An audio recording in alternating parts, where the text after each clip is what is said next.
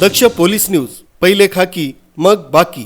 शिरपूर तालुक्यातील महादेव दोंदेवाडी शिवारात अंमली पदार्थ विरोधी मोठी कारवाई करत शिरपूर तालुका पोलिसांनी तब्बल 41 लाख रुपये किमतीचा गांजा जप्त केलाय। पोलीस निरीक्षक जयपाल हिरे यांना मिळालेल्या गोपनीय माहितीनुसार राशा समदा पावरा वय वर्ष 50 यांना आपल्या मालकीच्या शेतात विक्रीच्या उद्देशानं गांजाच्या झाडांची बेकायदेशीर लागवड केली होती। पोलीस अधीक्षक श्रीकांत धिवरे यांच्या मार्गदर्शनाखाली पथकानं 2 किलोमीटर पायपीट करीत नाल्याच्या मार्गाने छापा टाकला। या कारवाईत 820 किलो वजनाची फुले व बोंडे असलेली गांजाची झाडे हस्तगत करण्यात आली असून आरोपीला ताब्यात घेण्यात आले। पोलीस ठाण्यात या प्रकरणी गुंगीकारक औषधे व मानव आरोग्यावर परिणाम करणारे पदार्थ अधिनियमानुसार गुन्हा दाखल करण्यात आला।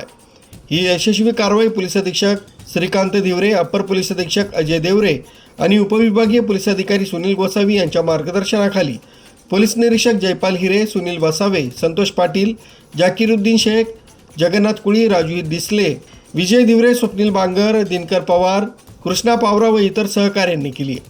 स्वतः पोलीस अधीक्षकांनी घटनास्थळाला भेट देऊन कारवाईची पाहणी केली। पुढील तपास सुरू आहे। न्यूज ब्युरो, दक्ष पोलीस न्यूज, शिरपूर।